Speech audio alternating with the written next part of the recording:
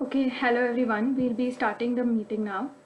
So first of all, thank you all for joining this meet today. This is the first in a series of sessions which will be taking place every Saturday, which will give us more insight into the Coastal Road project. Today we have with us Shweta Wagh, Debbie Goenka and Stalin Dayanand. Our panelists will give us more insight into the history timeline and the petitions which they filed for the cause of this Coastal Road project. So let's start with our meeting now. So I will direct the first question to Shweta Wagh. So ma'am, for our viewers, could you just explain what this project is about in brief? The coastal road was earlier, initially it was proposed, it was supposed to connect South Mumbai to the northern parts of the city. So the road was proposed between Marine Drive and Kandivli in the north.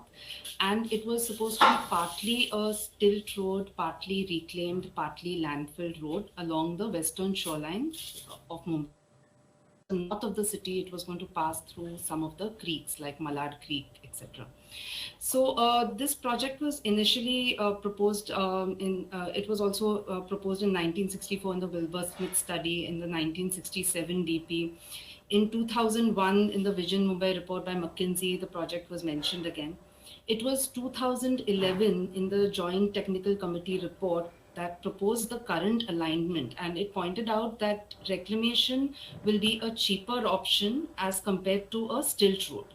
And so it was estimated to be a 35-kilometer reclaimed road to connecting the South Bombay to Kandivli, and it was costing about 8,000 crores at that point. In 2015, a DPR was put out by Stoop and Ernst and Young, and it proposed again a reclaimed road and stilt road, which was approximately costing 11,000 crores. In 2015, after the DPR was put out, suggestions and objections were received from the public, and there was an independent people's tribunal that was organized where various citizens groups critiqued the project.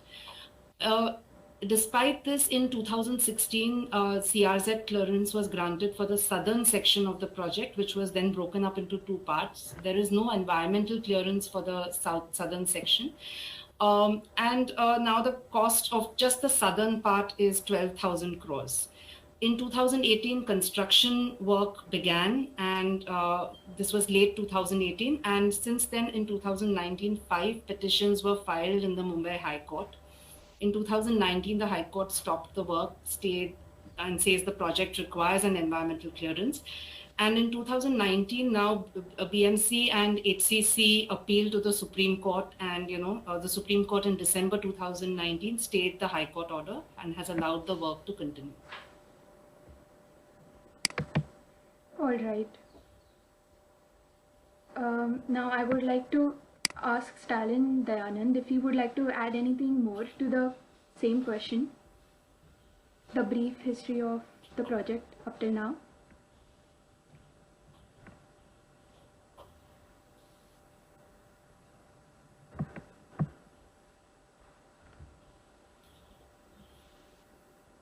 Stalin?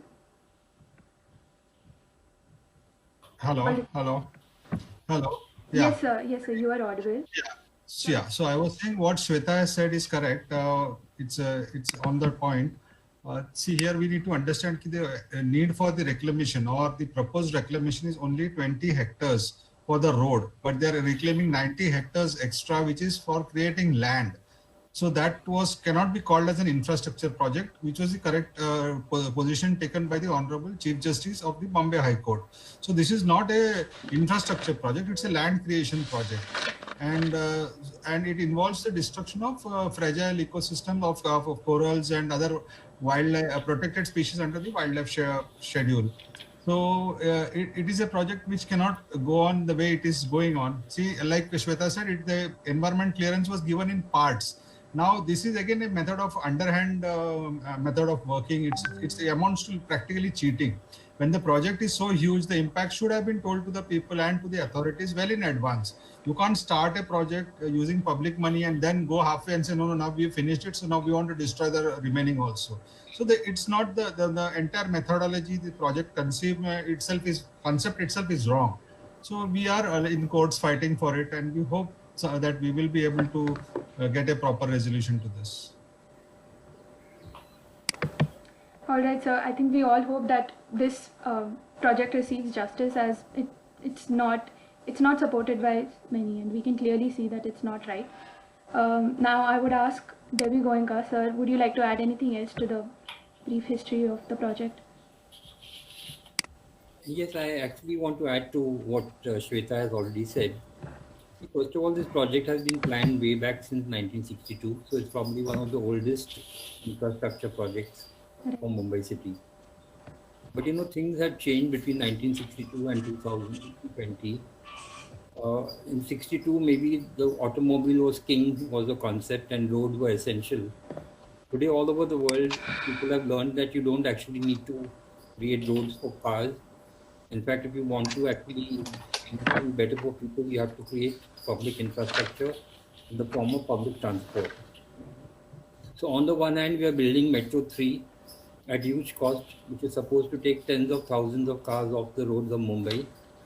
And in parallel, we are building a coastal road at huge financial cost and huge environmental cost and huge cost of livelihoods of fisher folk, which is actually going to bring more cars on the road. So it actually makes no sense whatsoever to have both the projects being implemented simultaneously. The second point I want to make is, Shweta mentioned that in 2011, the Joint Technical Committee was set up by the state government. It had architects, it had bureaucrats, it had experts on that panel. And they actually decided to build a coastal road through the process of reclamation only to save money. And that JTC report says that the cost of building a coastal road by reclamation would be rupees 100 crores per kilometer. And they said that if you build a coastal road using a sealing method, like the Bandra-Worli sealing, the cost would be something around 600 to 650 crores per kilometer, right? So even though it was illegal to reclaim land to build a coastal road in 2011, the Joint Technical Committee made that recommendation because it was supposed to be a much cheaper option. And that is what the Maharashtra government finally decided to do.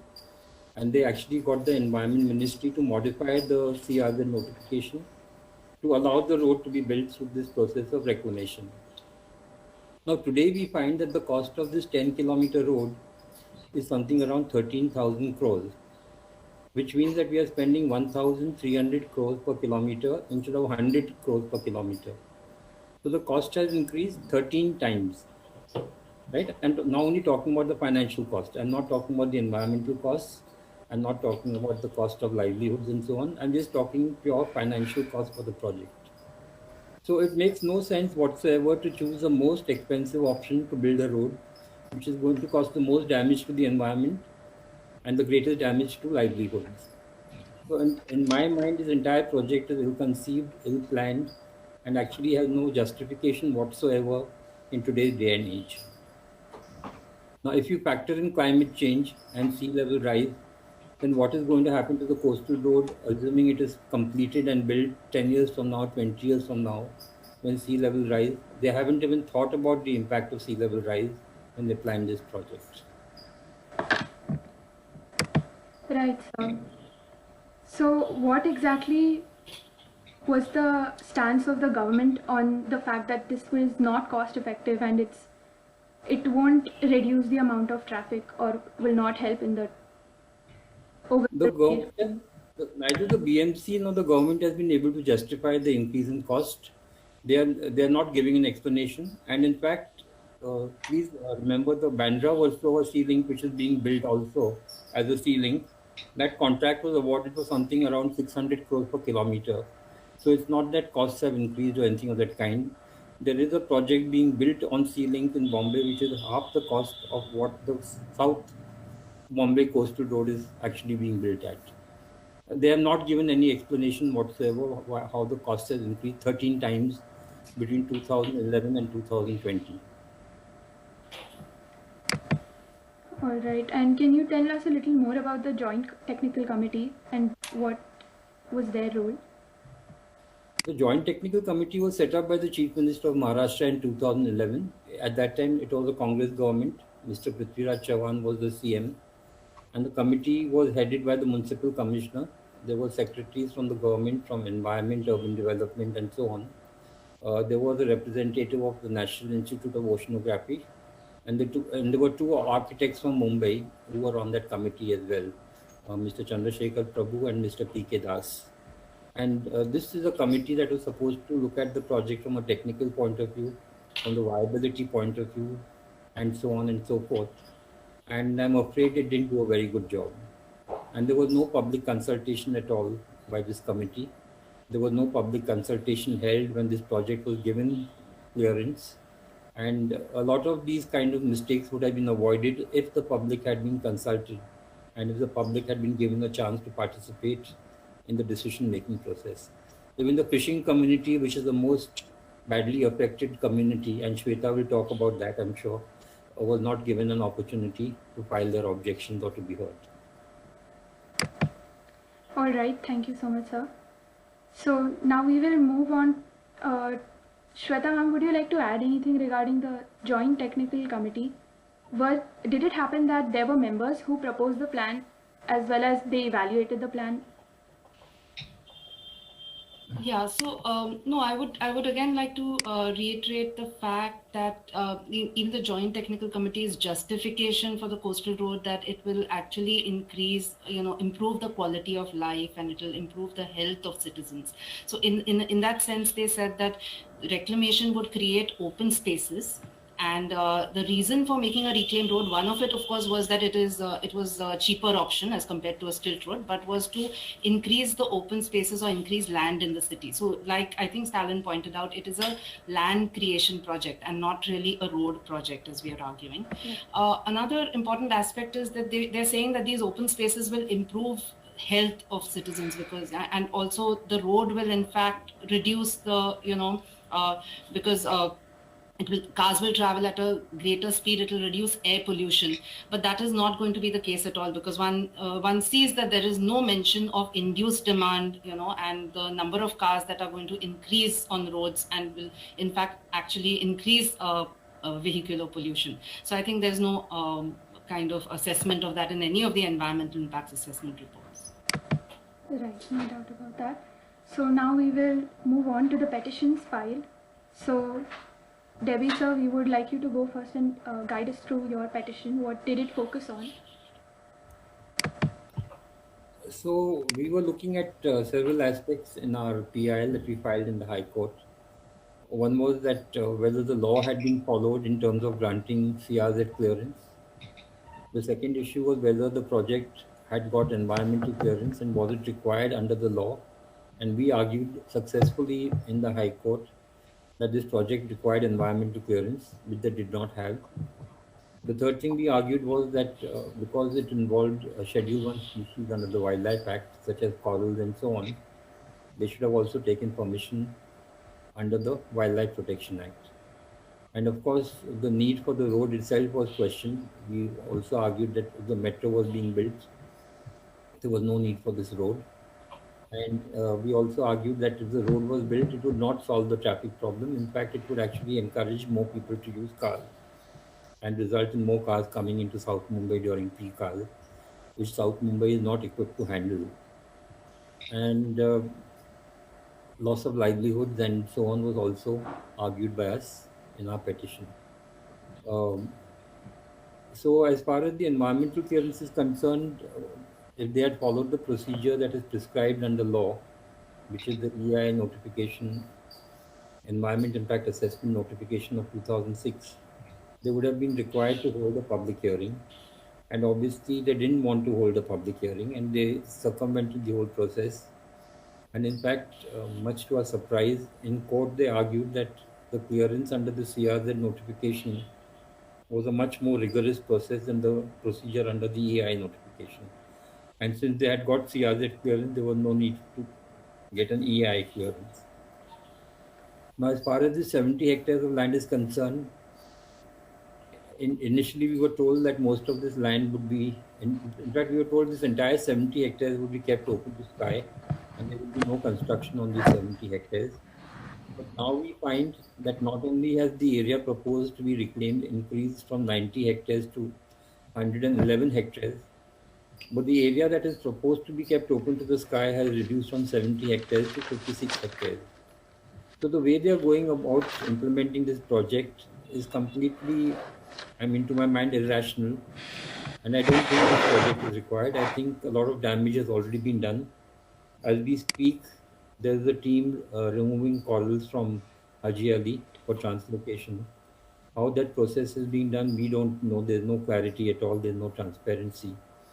And every time we actually start looking at the documents or whatever, the BMC comes and says, we are adding this component to the project. To give you one example, now they're saying 140 trees have to be cut and so on and so forth. And maybe about 300 trees have to be transplanted.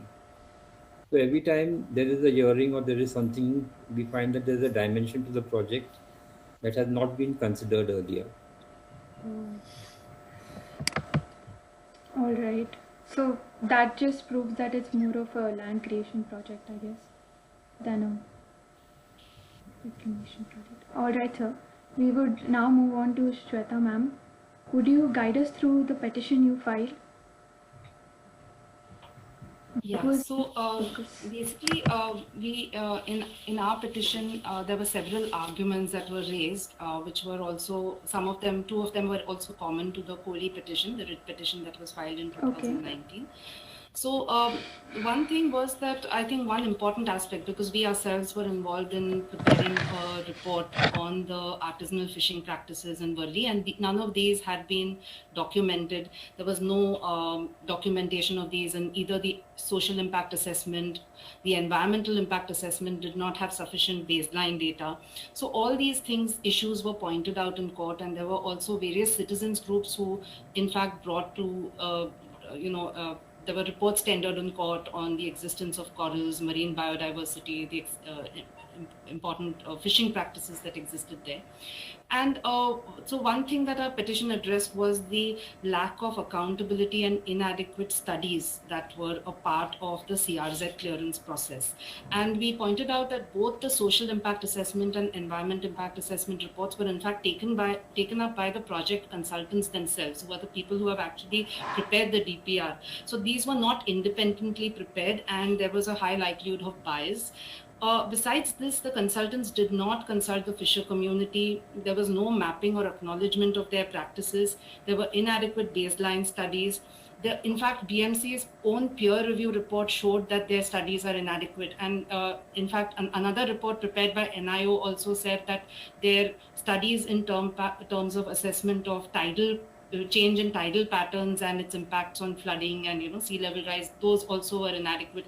So in fact, the Mumbai High Court judgment exposed the reckless haste with which clearances were granted and approvals were sought, and it also stated that there was no application of mind on while granting CRZ clearances. It also pointed out a serious lacuna in these decision-making processes. In fact, BMC in their Form 1, which was submitted for CRZ clearance, had also produced misleading data. They had concealed information.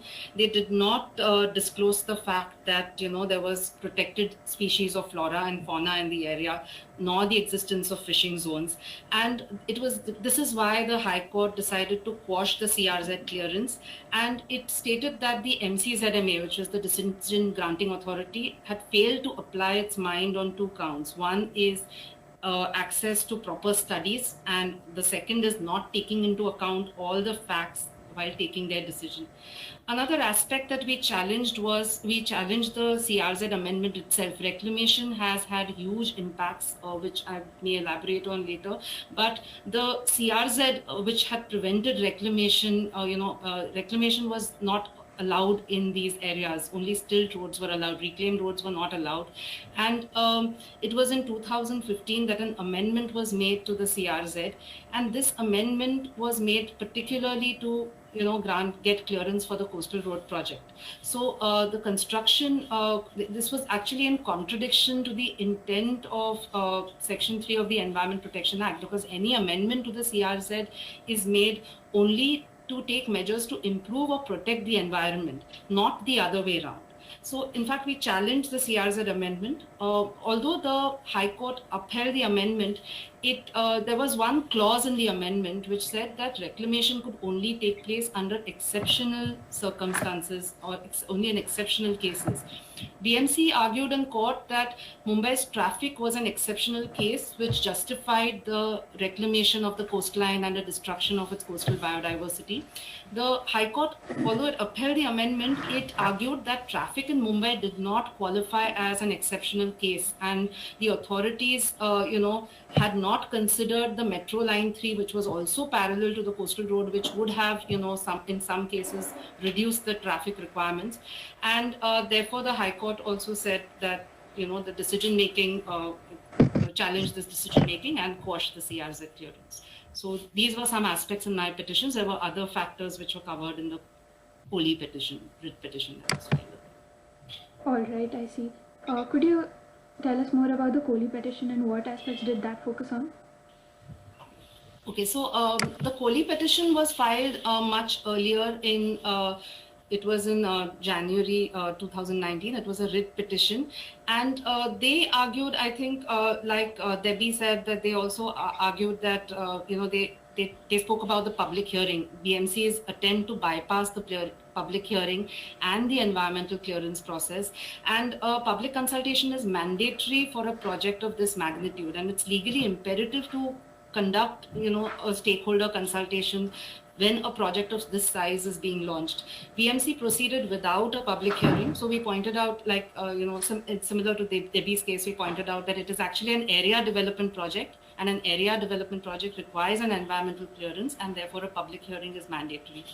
Another aspect that the fishermen pointed out was that although the CRZ clearance for the project had already been obtained, the clearance was also subject to certain terms and conditions, and especially with respect to the safeguarding of the interests of the fisher folk. In fact, MCZMA, which is the Maharashtra Coastal Zone Management Authority, had directed the MCGM to ensure that habitats and livelihoods of these communities are not affected during construction and operation of the project. They also stated that navigation channels should not be blocked, no fishing activity should be hampered. So these are the conditions of the CRZ clearance, which also had granted this clearance subject to the compliance to these conditions. And one sees that over the last few years, there has been a blatant violations of these conditions. And when reclamation began, the fisher folk were restrained from carrying out their activities. In fact, they were threatened to be arrested if they attempted to fish there. They were threatened that their nets would be broken or torn. So in fact, this clearly is a violation, and this is something that the fishermen's petition challenged. All right, thank you, ma'am. I would like to direct another question to you. What was the conclusion to this project, and what did the government say regarding the objections that the petition pointed out? Yeah, so I think the High Court quashed the CRZ clearance as I said earlier, and it also said that the BMC has to obtain an environmental clearance, for which it would have to conduct a public hearing. So it was a very good judgment from the High Court, but unfortunately BMC and the contractors then went to the Supreme Court, and just in December 2019, just months after the High Court judgment, the Supreme Court stayed the High Court judgment and work was allowed to continue. Today, the irreversible damage has been already caused because of the extent of reclamation, because almost a large part of the fishing grounds are already reclaimed, and now they're translocating the corals, as Debbie pointed out. All right, thank you, ma'am. I would direct my question now to Stalin Devanand. Sir, what was your petition about, and what aspects did it challenge? What was the conclusion to your petition? We had challenged the fact that the wildlife clearances were not obtained because the project areas affected the existence or the habitats of species which are protected under the Indian Wildlife Protection Act. So without a wildlife clearance, they could not proceed. to which the MCGM had to say earlier that there are no corals, there are no protected species, but thanks to with the help of organizations like Marine Life of Mumbai, we managed to get the data to show the present data, the real-time data to show that there are protected species in these areas.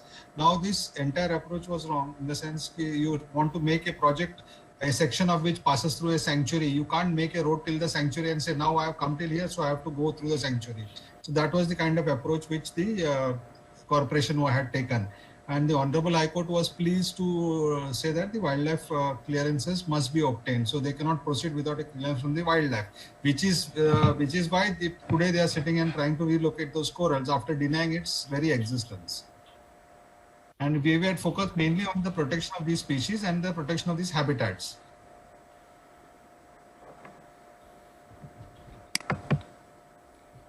All right, sir. Can you tell us more about the laws which the government had placed, the clearances? Can you tell us more about that? See, the clearances in this, first of all, the environment clearance was absent. The public hearing, like Shweta said, was never conducted. The CRZ norms were violated, and the Wildlife Protection Act also got violated.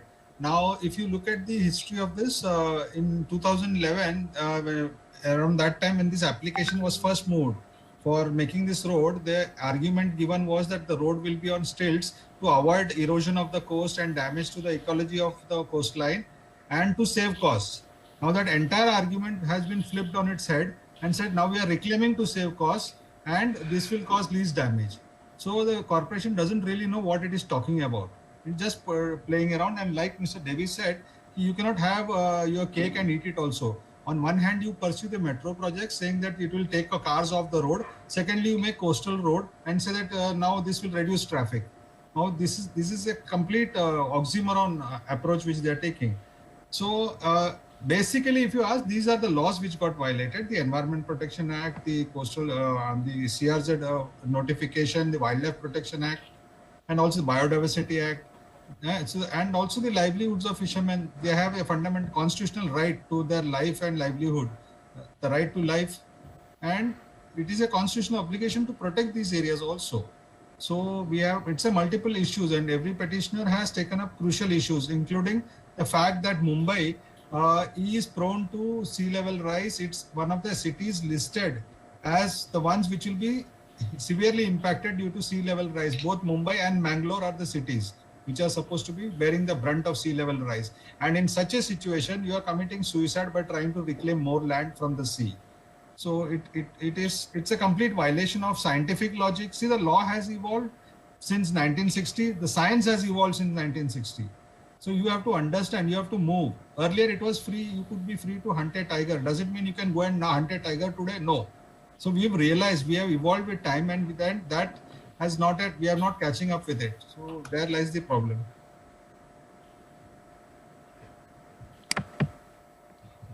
All right, thank you, sir. I would direct a general question now.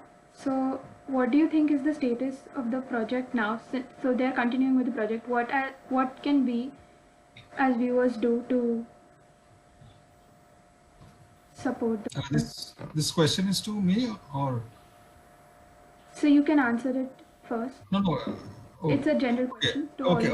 It's a general question. Okay. See, people need to at least put their dissent out in public. You can't let them get away with murder. You have to say that, okay, you're fooling me, but don't think that you have fooled me. I know you're fooling me.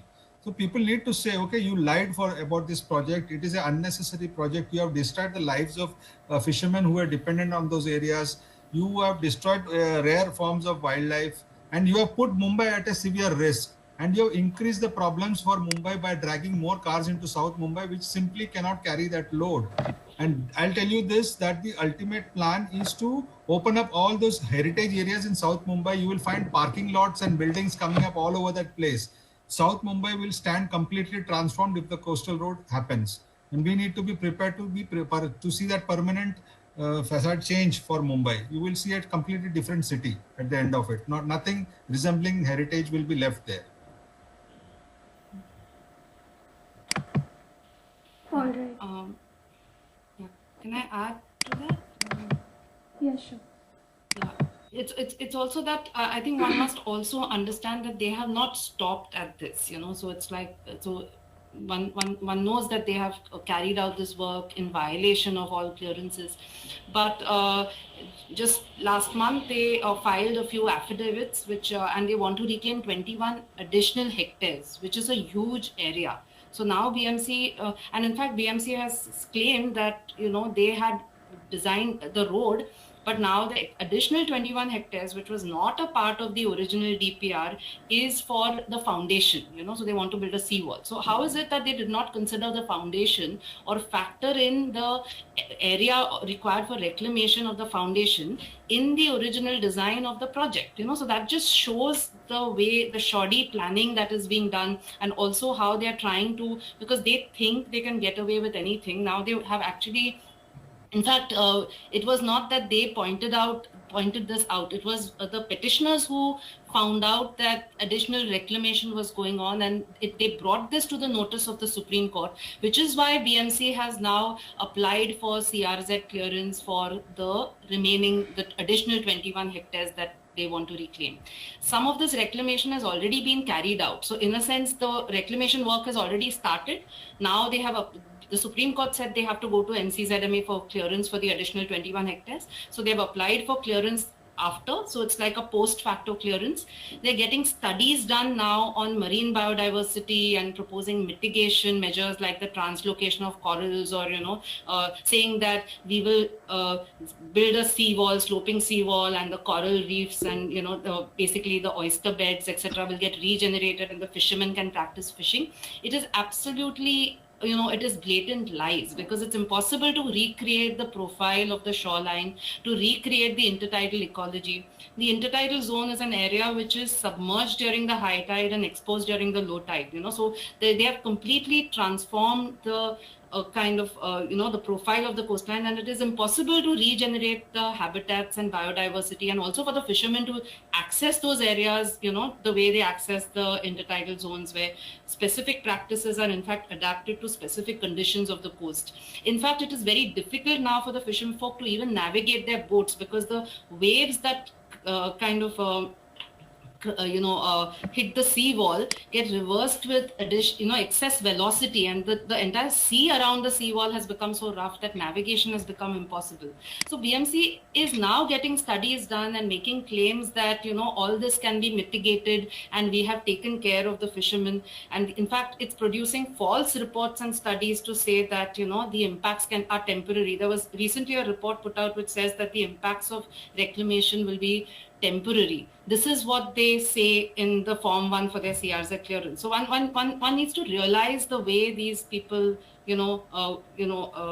try to bypass clearances, carry out activities in violation of the law. And I think the citizens need to be aware of this, and we need to have a louder voice and, express our concern about what is going on.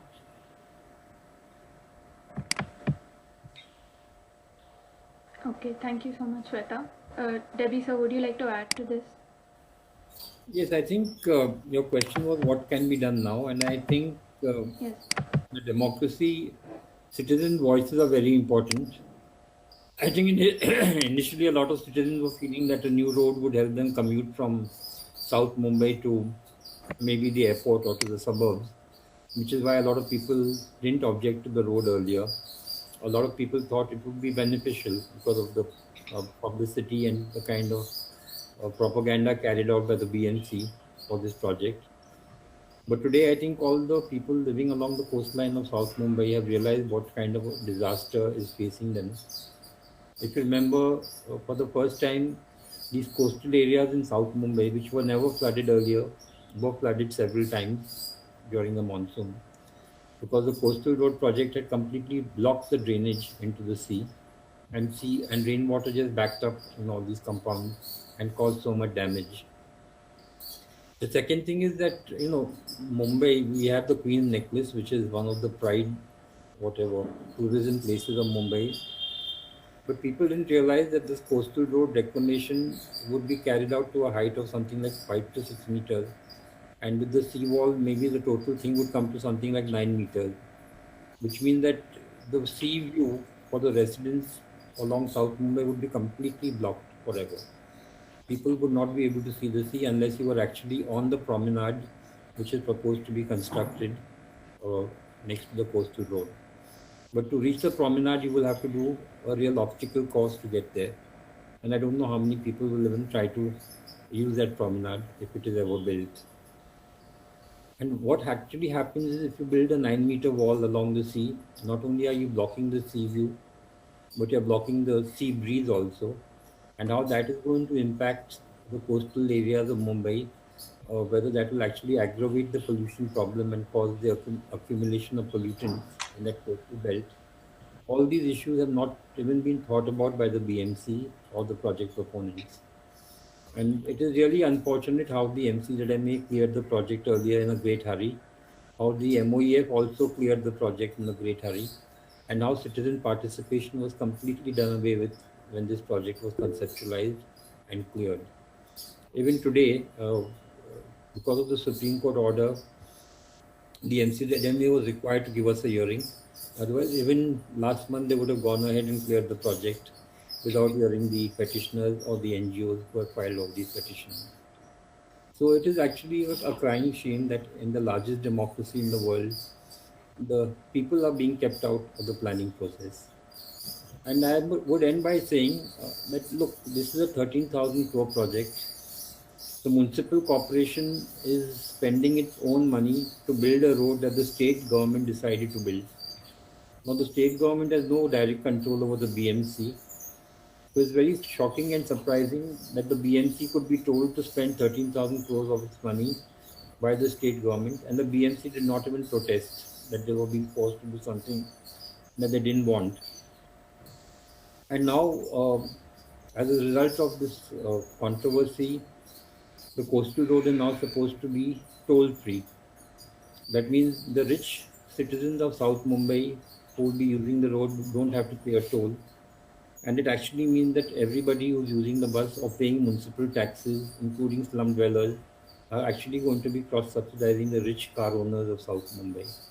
So this is what this entire project has landed up in, over and above what we said earlier. And I think it is actually a shame that more people are not protesting, more people are not writing to the Chief Minister or the Prime Minister, putting their views on record. I think that is really what is required now, that it has to be done and it should be done. And I'm sure even now, if you get about 15,000-20,000 people to write, it would make a huge difference. Sure, sir. Thank you for your opinion. I would like to just tell the Mumbaikars one thing, that if this reclamation, and as it is already almost halfway or more through, this reclamation will destroy Mumbai's beaches. It will become unsafe for people to go into the water. There will be more erosion, more flooding inside South Mumbai, and we will lose our beaches, which are a part of our natural heritage. That is one reason. Forget the mechanics of the economics of it or the environmental part of it. If Mumbai wants to see its beaches, these are the last remaining years. Go and see it, enjoy it, and after the road is complete, you can forget about it. So that's the dangerous situation we are in today. Yes, sir, I definitely agree. I would like to thank Debbie and Stalin and Shweta for giving their opinions on this. As an organization, we will try to spread awareness on this topic, and surely, if whatever we can do, we will try. I would like to now direct a question to Shweta, ma'am. So, as we discussed earlier, so land reclamation, can you tell us a little more about it and how it exactly is affecting? So, land reclamation, in fact, will have multiple impacts. So there are different kinds of impacts which are experienced differently by different people.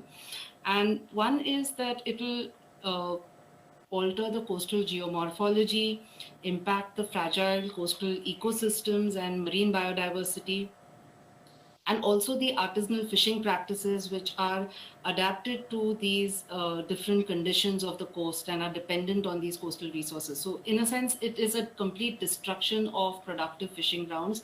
The area that is currently being reclaimed is the Worli fishing zone, which extends from Mount Mary in, near Raj Bhavan all the way till Bandra.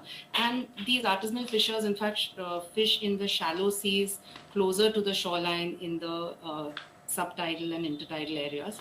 It is the intertidal area that has almost entirely been reclaimed by reclamation. And also one important aspect is the, I think, presence of Scheduled 1 species, as was pointed out. This area which is being reclaimed is not just a significant intertidal area.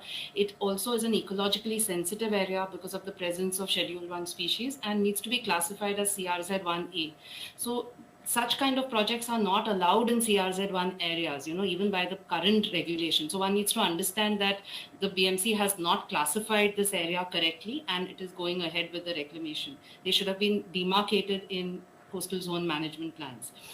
Another important aspect, as has been pointed out earlier, is the vulnerability of the city to flooding. And this is not something that we are saying, a lot of people are trying to, are wondering if the South Mumbai flooding is related to the coastal road or was it because of blocked drains. But if one looks at the DPR for the coastal road itself and the environment impact assessment report, that report itself says that had reclamation for the Bandra-Worli Sea Link had not been done, the Mithi would not have flooded and fewer people would have died. So this is not something that citizens are saying. This is something that is there in the EIA report for the Coastal Road project itself. And, so this is how, despite this, they are proposing such a large extent of reclamation, which is much more than what was done for the Bandra-Worli Sea Link. And they think that it is okay to do this and, they can propose some mitigation measures, etc. And, things will be, kind of acceptable. So, the idea of mitigation measures, I think there was also some talk of Miyawaki forests or being planted on the coastal road. You cannot call something a plantation on a concretized area a forest. One needs to understand that the forest has an ecological function, and so in fact even the mitigation measures that are being proposed by the governments are preposterous. One also needs to understand that there will be a change in tidal patterns. This was also pointed out in a recent NIO report that adequate studies have not been carried out. There has been evidence in the past of how reclamation for the Bandra-Worli Sea Link led to the erosion of certain beaches like, the Dadar Chowpatty beaches in the Dadar Chowpatty area, and that is something that is also likely to happen to northern beaches as a result of this kind of large-scale reclamation because of the coastal road. In fact, in 2018, when reclamation work began, erosion started at the northern edge of Juhu Beach, and this is unprecedented. It was near one of the fishing villages. Erosion has already started. Again, there are no studies to say that this is a result of this, but it's also very, I think one needs to note that this erosion started almost a few, weeks after reclamation work began in South Bombay. So I think one needs to understand the various kinds of impacts, and I think one needs to acknowledge that the fisher community is the one who's most directly impacted by reclamation. And this is not just because of the destruction of their fishing grounds, but it's the entire tidal patterns. Their fishing activity is based on or dependent on the movement of the tides and the seasonal movement of the tides. And what this kind of large-scale reclamation does is it completely alters existing tidal patterns. They're finding it difficult to cast their nets.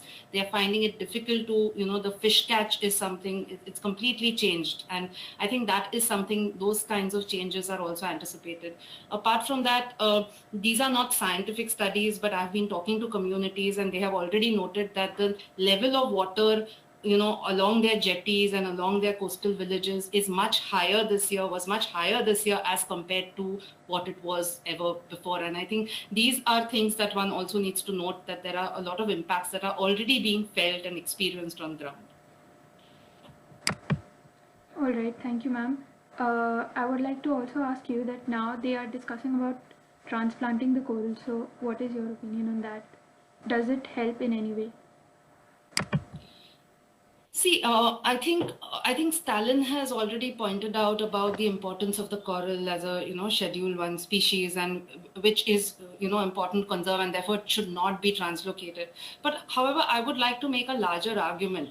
The existence of the coral there is not it's not about that one species, or like NIO in its report says that there are a few patches of corals that were found, and they're minuscule. It is that it's an indicator, right, that the presence of that species there actually talks about the sensitivity of that area.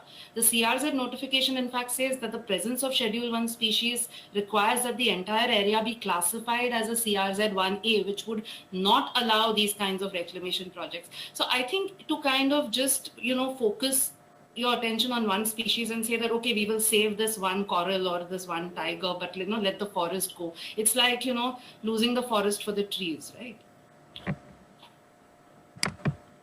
Yes, surely. Thank you. So I would like to direct my question to Stalin now. What was... Yes, sir. Yeah, you were talking about the translocation of corals. Now, hello. Yes, sir. Can you hear me? Continue. Yeah. So you were talking about the translocation of corals. This is a very delicate operation. It cannot be what you call the success rate wouldn't be very good. Primarily, let us say if they succeed also, like Shweta said, it's not the proper what you call compensation for destruction of the biodiversity.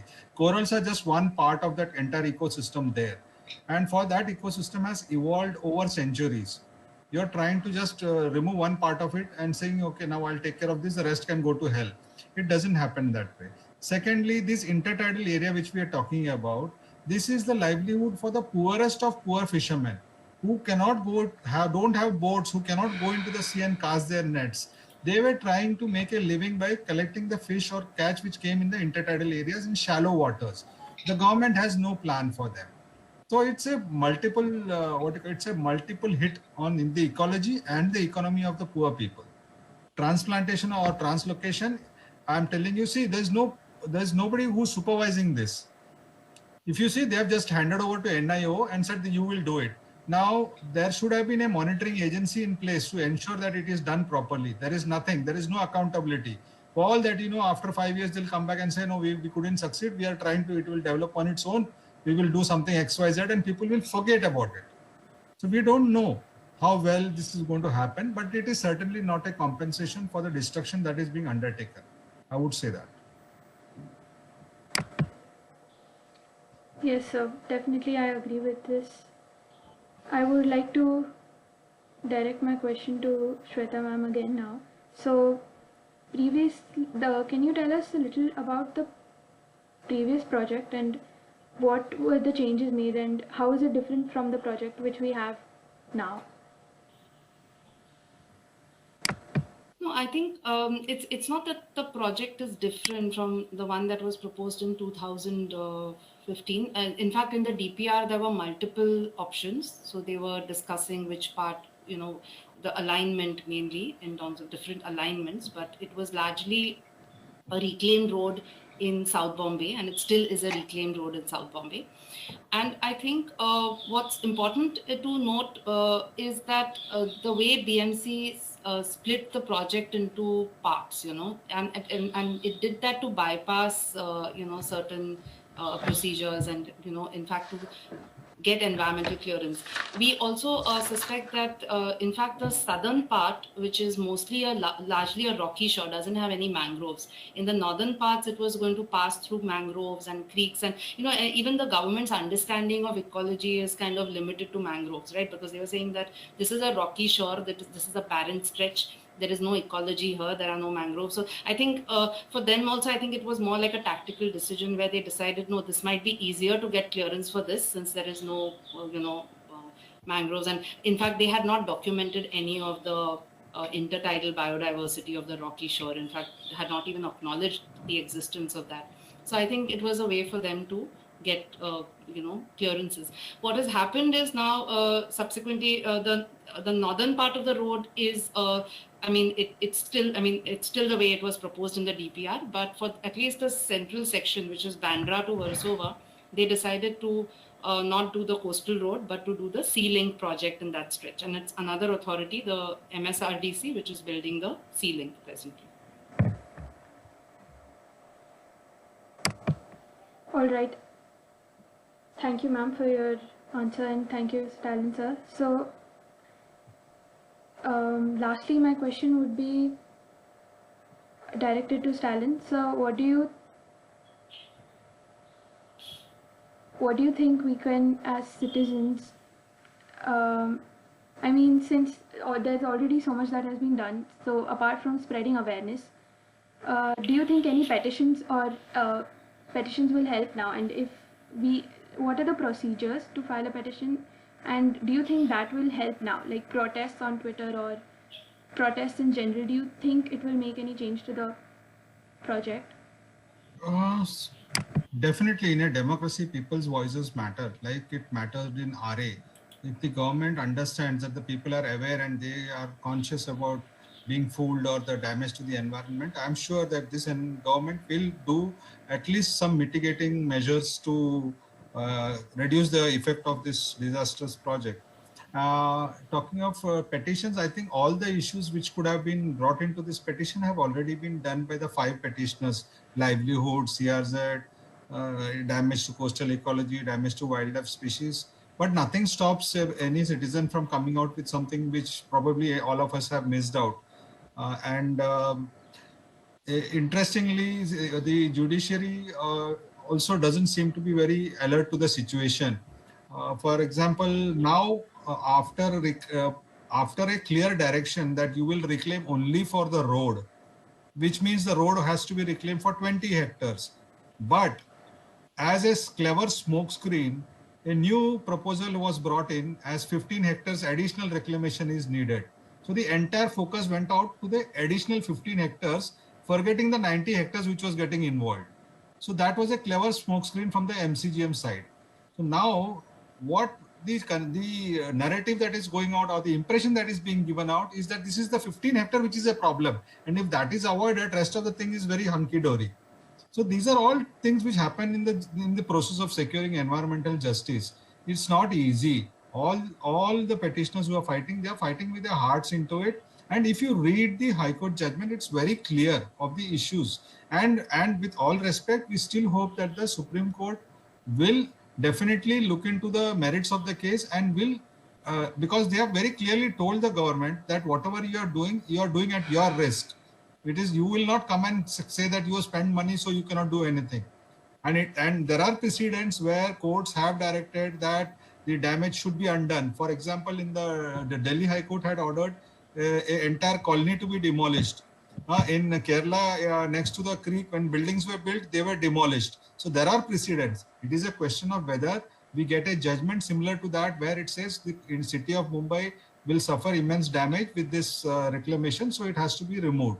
So we hope it will happen. But citizens should consult their lawyers and brainstorm and see. But like all said and done, people's voices matter. If you all stand up and say, no, we don't need this, give us better road, better public transport, these things can take a back seat, and it doesn't have to be now or even in the future. See, the larger game plan, I'm going one, just give me a minute. I'm telling you the larger game plan. The larger game plan is to make the entire coast of Mumbai a wall, inside a wall.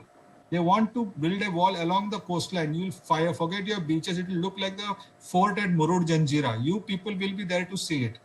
They will keep saying that water is entering here, so we are making a wall here. Then water is going somewhere else, we'll make a wall there. Eventually, the entire coastline from Kolaba to Palghar or even further ahead will be inside a wall. And that is what the citizens and the children of today need to take. Whether you are ready to forget your shorelines forever or you're going to talk about it. See, courts cannot go and direct how a project has to be done or should not be done. Their job is to only see whether the law has been obeyed. So the voice of the people matter. You raise your voices and let us hope that sanity prevails at the end of it. All right, thank you so much, Stalin sir. On this note, I think our meeting has come to an end. I would like to thank Shweta Wagh, Stalin Dayanand and Debbie Goenka for this wonderful meet. I'm sure our viewers now have a better understanding of what the project is about, what it challenges and how it is a threat, and it's anti-environment basically.